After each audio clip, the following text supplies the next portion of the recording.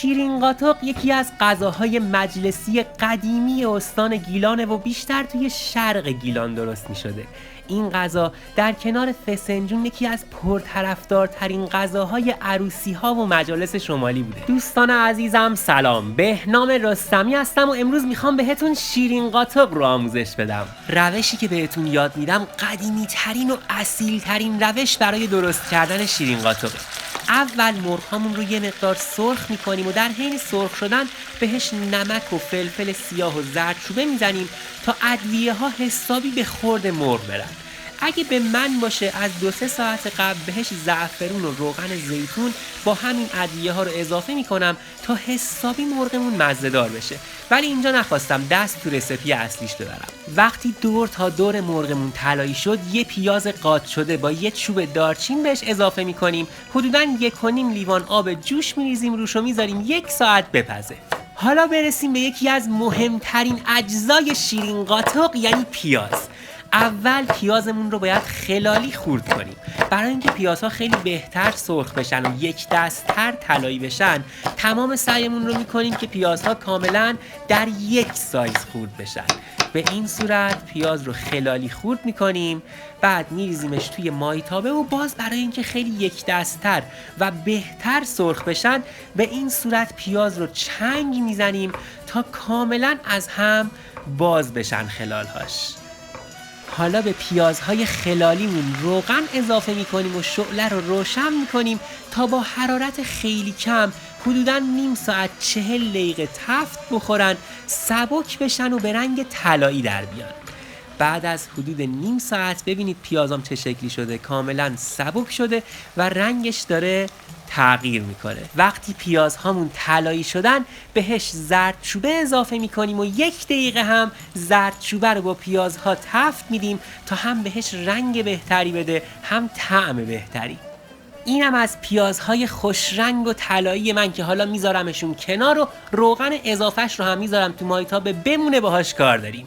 مرغ هامون هم که 1 ساعت پختن مرغش رو میذاریم کنار، آبش رو هم آبکش میکنیم و برای ادامه آشپزی بهش نیاز داریم. به مرغ هم که خب قطعا نیاز داریم اونها رو میذاریم کنار و بریم واسه ادامه کار. اول قیسی‌ها رو تو همون روغنی که پیاز داغ درست کرده بودیم 1-2 دقیقه تفت میدیم تا یه مقدار طلایی بشن و به این حالت در بیان. ببینید قیسی‌ها باید این شکلی بشن.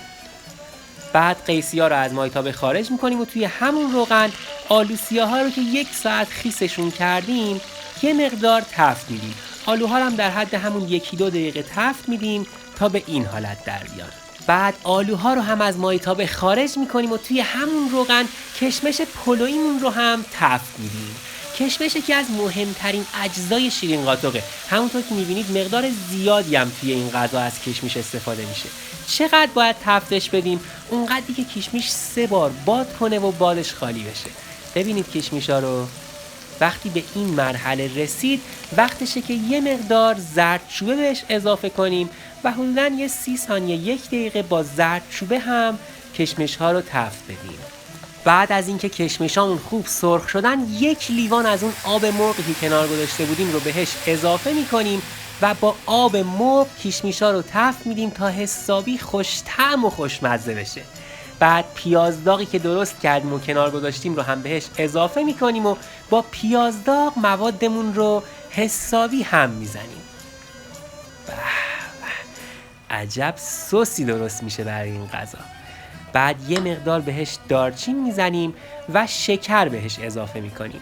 شکر رو باید به مقداری اضافه کنیم تا موادمون اون چسبندگی و غلظت مد نظرمون رو پیدا کنه. من اول 2 قاشق بهش اضافه کردم، یه مقدار همشون میزنم و نگاه میکنم ببینم غلظتشون چجوریه.